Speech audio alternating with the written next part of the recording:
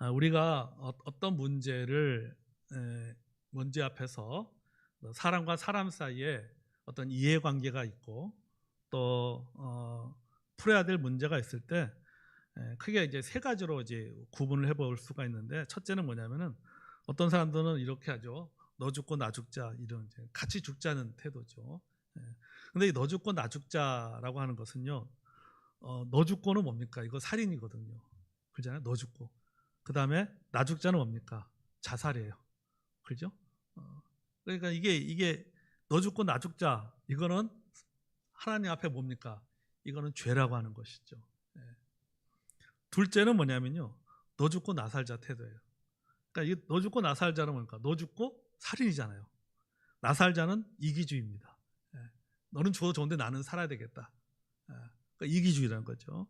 우리가 경쟁사에서 주로 나타나는 현상이 바로 이런 거죠. 셋째는 너도 살고 나도 살자입니다. 이 공생의 관계죠. 공생관계. 그러니까 서로 위민하자, 이런 말이죠. 이건 우리 그리스도인이 가져야 될 태도입니다. 그러니까 나도 사랑하고 이웃도 사랑하고, 나도 귀하게 여기고 또 이웃도 귀하게 여기는 바람직한 태도죠. 여기서 이 두 번째에 해당되는 너 죽고 나 살자는 성공지향적인 사람, 그리고 탐욕적이고 자기중심적이고 이기적인 성향이 강한 사람들이 에게 나타나는 그러한 현상 중에, 또 그런 태도 중에 하나입니다.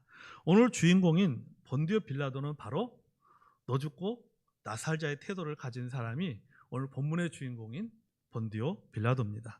자, 먼저 우리가 본문의 배경을 이해하기 위해서 본디오 빌라도에 대해서 우리가 조금 좀 알아보도록 하겠습니다.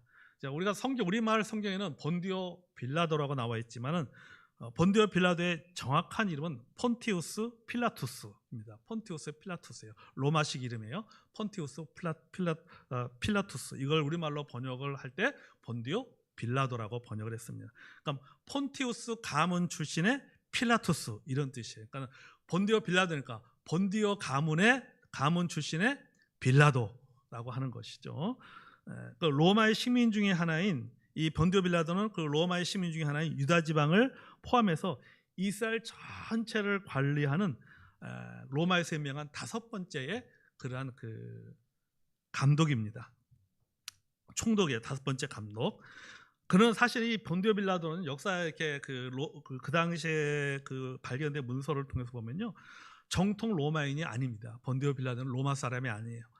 그러나 그럼에도 불구하고 로마에서 가장 높은 직책 중에 한 직책에 오른 여러 사람 중에 한 사람이 되었다는 거죠. 로마인이 아님에도 불구하고 총독이 되었다라고 하는 것은, 이 말은 뭐냐면 정치적인 수완이 아주 뛰어난 사람이었다라고 하는 것입니다. 굉장히 정치적인 수완이 뛰어난 사람이었습니다. 예를 들면 총독으로 있으면서, 유대의 총독으로 있으면서 황제 신임을 사기 위해서 뭐냐면 황제의 형상이 담긴 로마의 그 문장을 만들어서 그것을 예루살렘에다 그것을 설치했습니다. 여러분, 근데 유대인들은 어떻습니까? 십계명에 보니까 형상을 만들지 말라, 우상 형상을 만들지 말라. 그러니까 유대인들이 막 난리가 난 거예요. 난리가 난 거예요. 나중에 이 일 때문에 곤란을 겪기도 하지만은 어쨌든 간에 황제에게 잘 보이기 위해서 부단히 애를 쓰는 정치인이 바로 본디오 빌라도였습니다. 우리가 성경에 보면 이제 본디오 빌라도의 그 부인의 이름은 성경에 나오지 않습니다. 그죠? 성경에 나오지 않지만은 역사의 책에 보면요, 빌라도 부인의 이름은 클라우디아 프로쿨라라는 사람이에요. 이름이 뭐냐면 클라우디아 프로쿨라예요. 이 빌라도의 부인이 어떤 여자였냐면요, 티베르스 황제의 3번째 아내인 클라우디아의 딸이에요. 그래서 클라우디아 프로쿨라 이런 거죠. 클라우디아의 딸이다라고 하는 것이죠. 그러니까 황실의 친족이라는 배경도 빌라도가 출세해야 하는데 발판이 되었던 것을 우리가 짐작해 볼 수 있습니다. 그래서 빌라도의 아내가 그 예수님에 대해서 그 빌라도에게 뭐라고 합니까? 내가 밤새 저 사람 때문에 밤새 잠을 설쳤다. 쉽게 말하면 그렇게 말하잖아요. 그러면서 저 오른 사람은 죄가 없다라고 했을 때 이 빌라도가 그 자기 부인의 말을 귀담아 들었단 말이죠. 근데 그 당시의 문화나 사회적인 배경에 따르면요, 당시의 로마인들은요, 법에 절대적으로 순종하였습니다. 심지어는 여인이 법을 집행하는데 함부로 관여하는 의견을 낼 수가 없는 거예요. 그러니까 이것에 대해서 여자들은 한마디도 할 수가 없었습니다. 그럼에도 불구하고 남편이 재판하는 것에 대해서 의견을 낼 수 있었다라고 하는 것은 뭡니까? 그 배경이 뭐니까 황제의 딸이었기 때문에 가능했던 거죠. 우리는 이런 정치적인 배경을 가지고 있었기 때문에 가능했다라고 우리가 생각해 볼 수 있습니다. 또한 이 빌라도가 관리하는 그 지역에는 수도와 같은 역할하는 두 개의 도시가 있었는데 하나는 뭐냐면은 예루살렘입니다. 이곳은 여러분한테 예루살렘은 유대교의 종교적인 중심지고 헤로드 왕이 거주하는 지역이었습니다. 그리고 성전이 있는 곳이죠.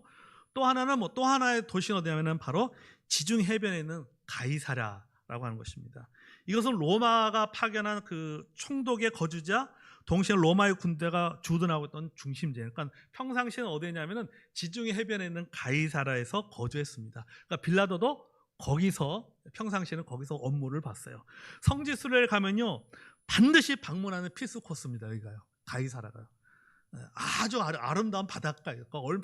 그 바닷가는 얼마나 시원한지 가가 보면요 옆에 그 빌라도가 그 거주했던 그 별장도 있고 그 옆에는 그 원형 경기장도 있고요. 우리 그 로마에 보면 뭐 경기장 있지 않습니까? 이렇게 이런 그런 것들도 설치되어 있고 전차들의 경기장도 있고 바닷가에 그렇게 설치되어 그렇게 막 수로도 있고 뭐 그 도시의 원형이 많이 이렇게 남아 있어요. 그러니까 평상시에 빌라도는 거기서 생활하다가 예루살렘에 어떤 일이 생기면은 또는 어떤 명절이 되면은 그때마다 혹시나 사람들이 모이면은 소요 사태가 일어날 수 있고 어떤 문제가 발생할 수 있기 때문에 그것을 예방하고 보호하는 차원에서 이런 명절날이라든지 이럴 때 되면 유대인의 명절 때면은 그 군인들을 데리고 가이사랴에서 예루살렘에 주둔했다가 또 뭐 행사가 끝나든지 또 절기가 끝나면 다시 가이사랴로 돌아가서 그렇게 생활을 했습니다.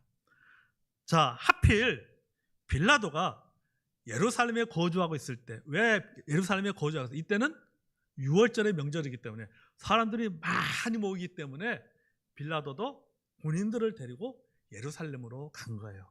근데 빌라도가 예루살렘에 갔을 때 예수님과 관련된 일이 터져버린 거죠.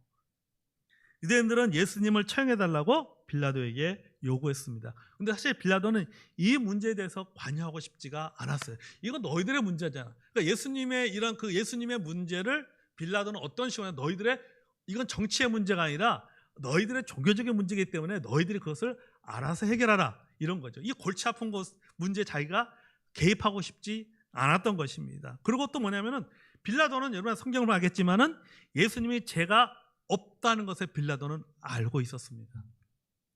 38절에 보면 그렇게 말하고 있죠. 나는 그에게서 아무 죄도 찾지 못하였다, 이렇게 말하고 있습니다. 그것도 몇 번에 걸쳐요? 3번에 걸쳐서 이야기를 합니다. 그러니까 유대인들이 죽을 죄인이라고 끌고 왔지만은 빌라도가 예수님을 신문해 보니까는 죄를 찾지 못한 거예요. 죄가 없다라고 하는 것이죠. 가야바가 음모에서 예수님을 끌고 온 것으로 이미 빌라도는 파악을 하고 있었습니다. 그래서 마가복음 15장 10절에 보면요, 이렇게 기록되어 있어요. 이는 그가 제사장들이 시기로 예수를 넘겨준 줄 압니다, 이렇게 말하고 있습니다. 그러니까 빌라도는 이미 알고 있었던 거예요. 그 당시에 대제사장과 서기관들과 여러 그런 그 종교 지도자들이 예수님의 그 인기라든지 예수님의 능력에서 시기해서 그 모함을 해서 고발한 것을 빌라도도 알고 있었다, 이런 뜻입니다. 그러니까 죄가 없다는 것을 빌라도는 알고 있었습니다. 그래서 예수님을 살리기 위해서는 어떻게 합니까? 6월절에 전례를 내세우기도 하는 거예요. 6월절이 되면은 너희 중에 죄인 하나를 살려주는 것이 있지 않느냐라는 이 말 속에는 무슨 의미가 있습니까? 빌라도는 예수님을 살려주고 싶었던 거죠. 왜? 죄가 없다는 것을 알고 있었기 때문에. 그러니까 유대인의 전례를 내세우면서까지 예수님의 죄가 없다라고 하는 것을 그는 알고 있었던 것이죠. 우리 39절에서 40절 한번 읽어볼까요? 시작. 6월절이면 내가 너에게 한 사람을 놓아주는 전례가 있으니 그러면 너희는 내가 유대인의 왕을 너희에게 놓아주기를 원하느냐 하니 그들이 또 소리질러 이르되 이 사람이 아니라 바라바라 하니 바라바는 강도였더라. 아멘. 여기 있잖아요. 유대인의 왕을 너희에게 놓아주기를 원하느냐라고 하는 것은 뭡니까? 그 속만 뭡니까? 놓아주기를 원해. 그들이 그렇게 대답해 주기를 원했던 마음인 거죠. 그러니까 자기의 속내를 그대로 드러낸 거예요. 그러면 바라바를 놓아주기를 원했다면 바라바를 먼저 이야기했을 텐데 바라바는 이야기하지 않고 그 예수님에 대해서 먼저 이야기를 꺼낸 것이죠. 그러니까 이게 고도의 정치적인 정치력을 발휘하고 있는 거예요. 지금은. 네. 빌라도가 그런 거. 그런데 이렇게 머리를 막 썼지만은 유대인들이 넘어가지 않았습니다. 그러자 군중들의 마음을 달래기 위해서 예수님을 채찍질하고 또 이 다른 복음서에 보면은 침을 뱉고 가시 면류관을 쓰게 하고 자색옷을 입혔습니다. 여기 자색옷이 나오는데요. 자색옷은 아무나 입을 수 있는 옷이 아닙니다. 이 자색옷은 부나 권세의 상징이에요. 그리고 왕이 입는 옷입니다. 그러니까 예수님께 자색옷을 입혔다라고 하는 것은 뭐냐면 구원의 인정이 아니라 모욕과 희롱이죠. 그러면서 백성들 앞에서 또 데리고 나가잖아요. 예수님을 또 데리고 나가서 이야기하잖아요. 그러니까 이렇게 해서라도 채찍질, 보는 앞에서 채찍질하면서 자, 이 정도면 됐지 않아? 이 정도는 분이 좀 풀리지 않겠어요? 그러니까 군주들의 마음은 어느 정도 좀 달래보려고 예수님을 채찍질한 거예요. 그러면서 또 좀 놓아주기를 바랬던 것이죠. 그렇지만 백성들은 원하지 않았습니다. 사실 이 부분은요 이사야서 50장 6절에 이미 예언되어져 있어요.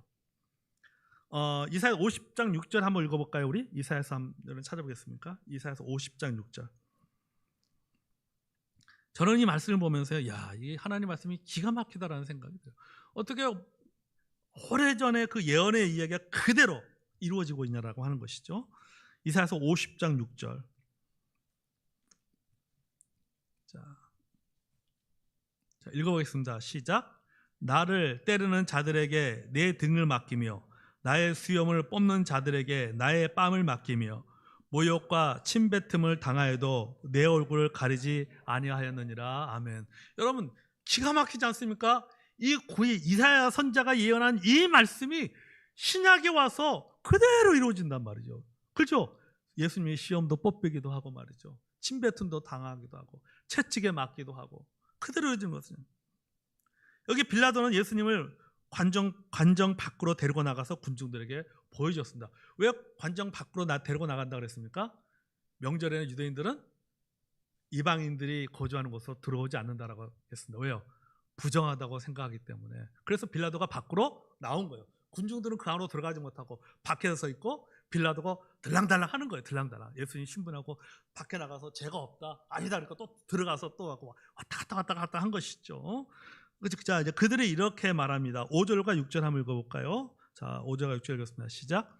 이에 예수께서 가시관을 쓰고 자색옷을 입고 나오시니 빌라도가 그들에게 말하되 보라 이 사람이로다 하매 대제사장들과 아랫사람들이 예수를 보고 소리질러 이르되 십자가에 못 박으소서 십자가에 못 박으소서 하는지라. 빌라도가 이르되 너희가 친히 데려다가 십자가에 못 박으라. 나는 그에게서 죄를 찾지 못하였노라. 아멘. 자, 군중들이 예수님을 십자가에 못 박으라고 막 이게 이야기하자 빌라도입니까? 나는 그 사람에게 죄를 찾을 수 없으니 원하면 너희들이 직접 하라. 이렇게 하면서 한 발 빼려고 지금 계속해서 하고 있는 거예요. 지금 빌라도는요. 그러니까 명분을 만들어서 빌라도는 자기를 살 궁리만을 하고 있는 것입니다. 여러분 이 사형에 대한 재판의 권한은 누구한테 있습니까? 오직 빌라도에게만 있습니다. 이 권한은 빌라도. 그러니까 모든 결정권자가 누구냐면은 군중들이 아니에요. 예루살렘에 있는 종교 지도자들에게 어떤 권한이 있는 것이 아니라 이 권한은 누구한테 있냐면은 빌라도에게만 권한이 있는 거죠. 이 모든 상황의 결론은 빌라도의 의지에 달려 있는 것이죠. 그런데 빌라도는 어떠합니까? 자꾸 회피하려고 합니다. 이 문제에서 자꾸 자기가 회피하려고 하는 것을 보게 됩니다. 그러자 군중들이 결정적인 말을 합니다. 그게 12절과 13절입니다. 자, 읽었습니다. 시작. 이러함으로 빌라도가 예수를 놓으려고 힘썼으나 유대인들이 소리질러 이르되 이 사람을 놓으면 가이사의 충신이 아니니이다. 무릇 자기를 왕이라 하는 자는 가이사를 반역하는 것이니이다.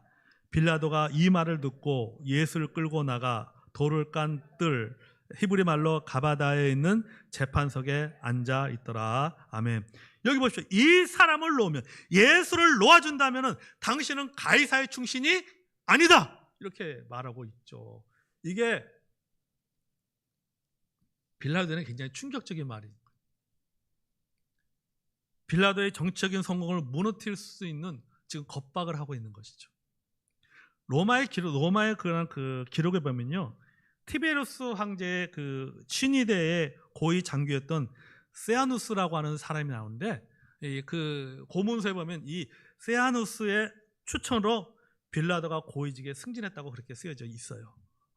그러니까 그 세아누하고 빌라도하고 친구였던 것이죠.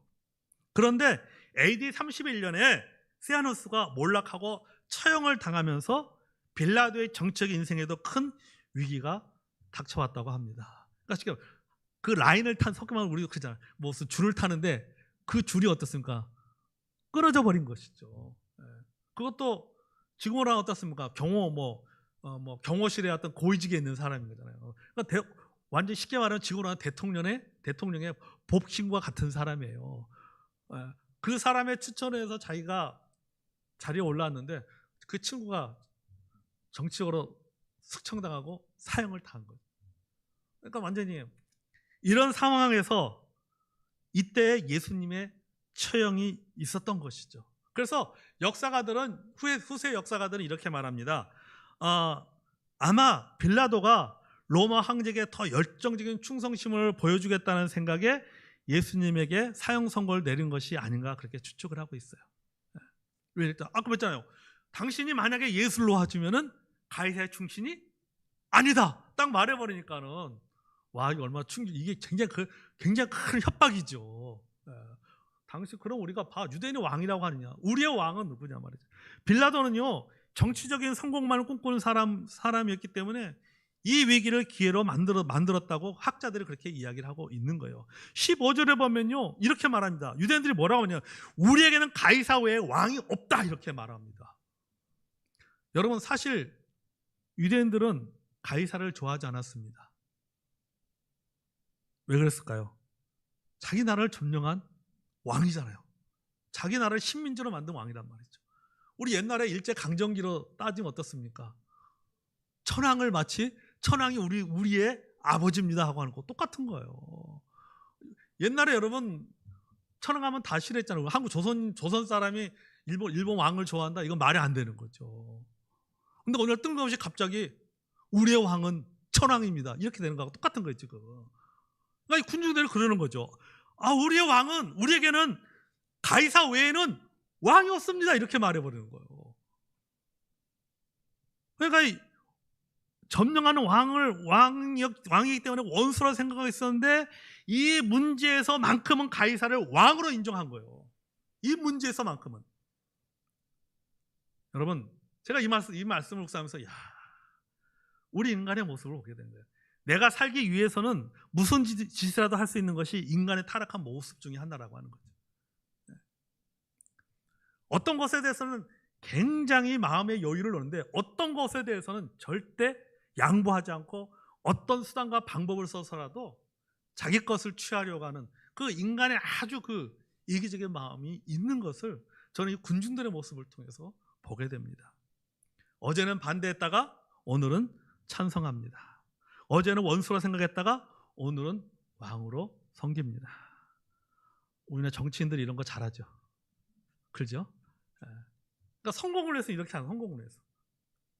결국 빌라도는 예수님을 유대인의 왕이라고 하는 제명을 만들어서 십자가에 못 박도록 했습니다.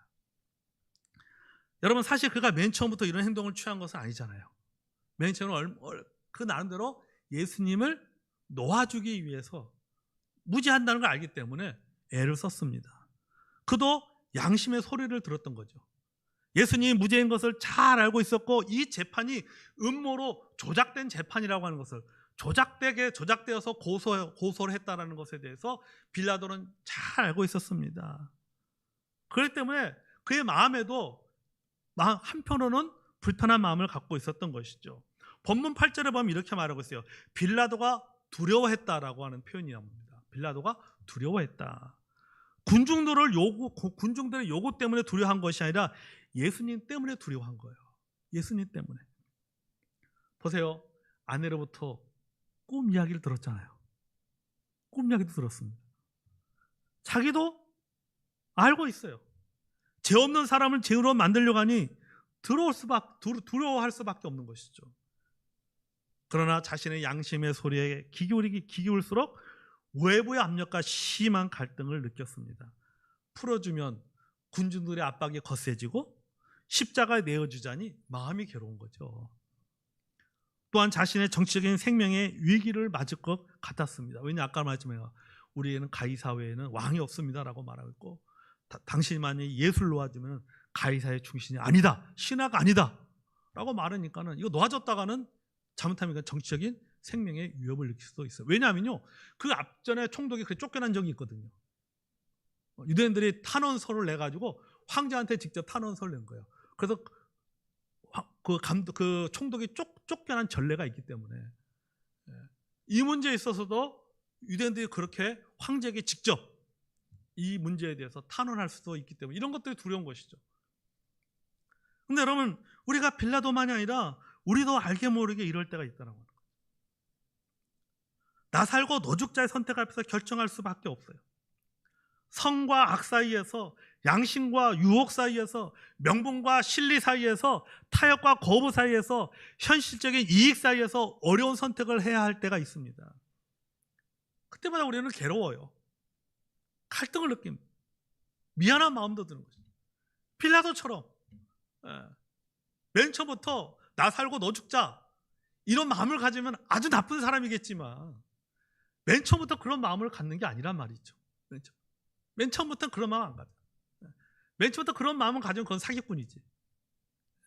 그러면 어떤 상황이 자꾸 그렇게 몰아가는 거예요.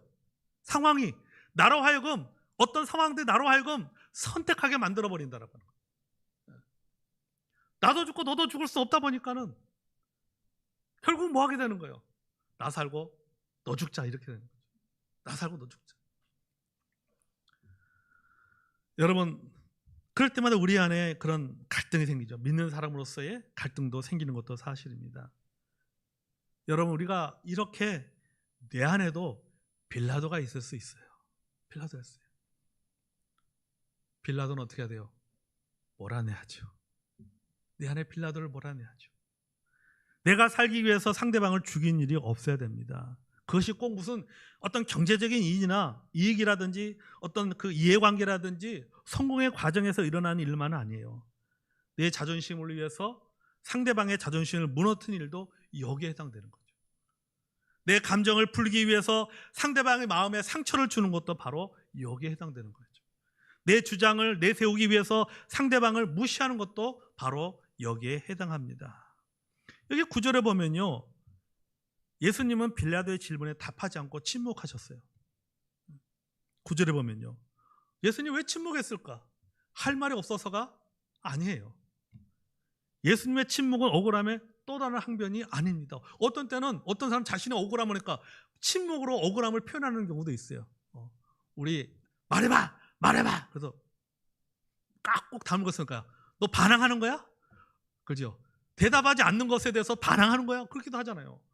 예수님이 침묵하는 것이 어떤 자신의 억울함을 나타내기 위한 어떤 또 다른 표현의 방법이 아니에요. 무기력해서 침묵하신 것도 아니에요. 자신을 하나님의 뜻에 맡기는 침묵이었습니다. 순종의 침묵이었던 것이죠. 예수님을 향한 하나님의 뜻은 뭐예요? 아들이 죽고 인간이 사는 거잖아요. 그게 하나님의 뜻이에요. 그러니까 예수님은요, 나 죽고 너 살아 이런 뜻이에요. 예수님이 죽음으로 우리가 살아났습니다. 아멘. 예수님이 오신 게 뭡니까? 이를 위해 왔기 때문이에요. 예수님 원래 이것을 위해서 왔어요. 예수님이 오신 이유는 뭡니까? 나 죽고 너 살아. 이걸 위해서 예수님 오신 거예요. 중요한 것은 뭐냐면요, 여러분 나의 정당성이 아닙니다. 하나님의 뜻을 이루는 거예요. 어떤 때는 나의 정당성을 입증하다가 다른 사람을 죽일 수가 있습니다. 나는 사는데 다른 사람이 죽습니다. 나는 사는데 공동체가 죽습니다. 나는 평화를 누리고 다른 사람의 마음은 전쟁터가 된다는 거죠. 여러분 예수님의 사랑이 무엇입니까? 십자가가 무엇입니까? 예수님이 죽고 인간이 사는 것이고, 내가 죽고 예수가 사는 것이고, 내가 죽고 이웃이 사는 것이, 이것이 예수님의 사랑이고 이 십자가의 정신이에요. 이것이 최고죠, 사실은. 그런데 어디 말처럼 그게 쉽습니까? 예수님은요, 나 죽고 너 살아 할 수 있지만 우리는 나 죽고 너 살아 하기가 쉽지 않아요. 아멘. 제가 요새 너무 현실적인 이야기를 많이 하는 것 같아요. 시간. 그렇죠. 쉽지 않아요, 사실은요. 우리가 아멘하고 하지만 이게 말처럼 참 쉽지가 않습니다. 그럴 때 우리는 뭐 해야 돼요? 어찌하든지 간에 함께 사는 것을 모색해야 된다고 하는 거죠. 공생을 모색해야 된다고 하는 공생. 어찌하든지 함께 살 수 있는 방법을 찾아야 된다는 거죠. 그러기 위해서는 뭐가 필요해요? 삶의 기준이 있어야 돼요. 빌라도가 왜 왔다 갔다 합니까? 기준이 없기 때문에 왔다 갔다 하는 거예요. 여러분, 기준이 없으면 왔다 갔다 하게 되는 거죠. 이런 문제에 있어서. 그럼 기준의 근거는 뭐냐? 기준의 근거는 하나님의 말씀이고 예수님의 사랑이에요. 여러분, 예수님께서 왜 나 죽고 너 살아를 실천하셨습니까? 그것이 예수님을 향한 하나님의 뜻이기 때문이죠. 예수님은 하나님의 뜻에 순종하신 거예요. 빌라도는 기준이 없었기 때문에 갈등하고 책임을 회피하고 결정을 미뤘다가 결국은 군중들의 이기주의라든지 편리주의에 따를 수밖에 없었습니다. 여러분, 성도의 삶의 중심은 하나님의 뜻이 새겨진 하나님의 말씀에 있습니다. 아멘. 여러분, 말씀을 기준으로 선택하면요, 우리가요, 나도 살고 너도 살 수 있어요. 말씀의 선택. 내가 기준이기 때문에 우리가 나도 살고 너도 살도 선택하지 못하는 거죠. 그러나 하나님의 말씀의 기준을 삼으면 나도 살고 너도 살 수 있는 방법을 모색하게 됩니다. 사랑하는 성도 여러분, 예수님은 나 죽고 너 살자를 실천하시지만 우리는 이런 수준에 이르기까지가 쉽지가 않습니다. 그러나 예수님의 정신, 예수님의 마음을 생각한다면 나도 살고 너도 사는 방법을 생각하게 됩니다. 근데 우리는 그래서 우리는 어떤 문제를 풀든지 간에 우리는 항상 이것을 먼저 생각을 해야 되는 거죠. 나는 죽고 너는 살아. 이거는 도저히 하기가 쉽지 않기 때문에 우리가 차선책이라도 나도 살고 너도 사는 방법을 우리가 선택을 해야 된다고 하는 것이죠. 이것이 가장 좋은 방법이고 최선입니다. 그러므로 여러분, 기본적으로 우리가 예수님의 사랑 위에서 공생의 관계를 모색하는 저와 여러분이 되기를 바랍니다. 아멘. 빌라도가 결국은 나중에 여러분 그 역사에 보면요, 역사의 뒷얘기에 보면요, 나중 그 빌라도가 그 프랑스로 유배를 가서 거기서 처형이 됐다고 역사에, 그 로마의 역사에 그렇게 기록이, 그런 이야기가 있어요. 뭐 진짜 아니었지만 역사에 그런 그 이야기도 있습니다. 성경 외의 이야기를 제가 하고 있는 거예요. 성경에 합니다. 결국 그도 어떻습니까? 결국 자기가 어떻든 간에 그 책임을 지지 못함으로 말미암아 그 큰 나중에 하늘부터 벌을 받는 것을 보게 돼요. 그래서 빌라도라고 하는 본디오 빌라도 이름이 어떻습니까? 역사에 보면 얼마나, 우리가 십자가면 딱 떠오르는 사람이 누굽니까? 본디오 빌라도 아니에요. 그죠? 안 빠져요, 빌라도는요. 안 빠집니다. 그러니까 얼마나 그에게 역사에 그것이 오명이 됩니까? 사랑하는 성도 여러분, 우리가 앞으로 살면서 어떤 여러 가지 문제들을 우리가 겪게 됩니다. 그때마다 우리가 나도 살고 너도 사는 방법을 여러분 모색해보는 저와 여러분이 되기 원합니다. 아멘. 항상 극단적인 방법은 결국은, 극단적인 선택은 극단적인 결과를 가져올 수밖에 없다라는 사실을 기억하시고, 가능하면 나도 살고 너도 살 수 있는 방법들을 모색해가는 저와 여러분이 되기를 주의 이름으로 축복합니다. 시간 우리 찬송하겠습니다. 찬송가 우리 369장 찬송하겠습니다.